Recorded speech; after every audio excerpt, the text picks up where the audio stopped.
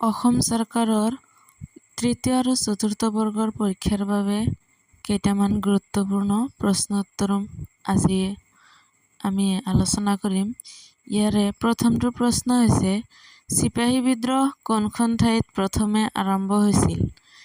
দিল্লী, আলিগড়, বেৰেকপুৰ, এটোৱা। ইয়াৰ শুদ্ধ উত্তৰটো হ'ব বেৰেকপুৰ। পৰৱৰ্তী প্ৰশ্ন, বংগ বিভাজন কৰা গভৰ্ণৰ জেনেৰেল কোন আছিল? Lord Canning, Warren Hastings, lord Dalhousie. ইয়াৰ শুদ্ধ উত্তৰটো হ'ব বংগ বিভাজন কৰা গভৰ্ণৰ জেনেৰেল আছিল লৰ্ড কেনিং, অৰ্থাৎ ক নম্বৰটো শুদ্ধ উত্তৰ। পৰৱৰ্তী প্ৰশ্ন, ভাৰতীয় জাতীয় কংগ্ৰেছ কেতিয়া গঠন হৈছিল? 1857, 1885, 1908, 1905। ইয়াৰ শুদ্ধ উত্তৰটো হ'ব 1885, অৰ্থাৎ খ নম্বৰটো শুদ্ধ উত্তৰ। পৰৱৰ্তী প্ৰশ্ন, প্ৰথম ভাৰতীয় জাতীয় কংগ্ৰেছৰ অধিৱেশন ক'ত বহিছিল? মুম্বাই, কলিকতা, দিল্লী, পুনা। শুদ্ধ উত্তৰটো হ'ব ক, মুম্বাই। পৰৱৰ্তী প্ৰশ্ন, ভাৰতীয় জাতীয় কংগ্ৰেছৰ প্ৰথম সভাপতি কোন আছিল? এছ.এন. বেনাৰ্জী, উমেশ চন্দ্ৰ বেনাৰ্জী, ফিৰোজ শ্বাহ মেহতা, দাদাভাই নৌৰোজী। ইয়াৰ শুদ্ধ উত্তৰটো হ'ব খ, উমেশ চন্দ্ৰ বেনাৰ্জী। 6 নম্বৰ প্ৰশ্ন, আজাদ হিন্দ ফৌজ কোনে গঠন কৰিছিল?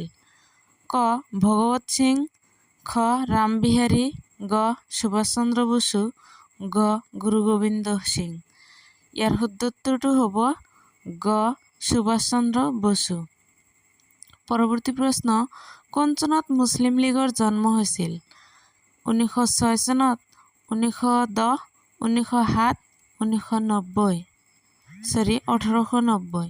ইয়াৰ শুদ্ধ উত্তৰটো হ'ব ক, 1906 চনত। পৰৱৰ্তী প্ৰশ্ন, দাণ্ডি যাত্ৰা কাৰ লগত জড়িত?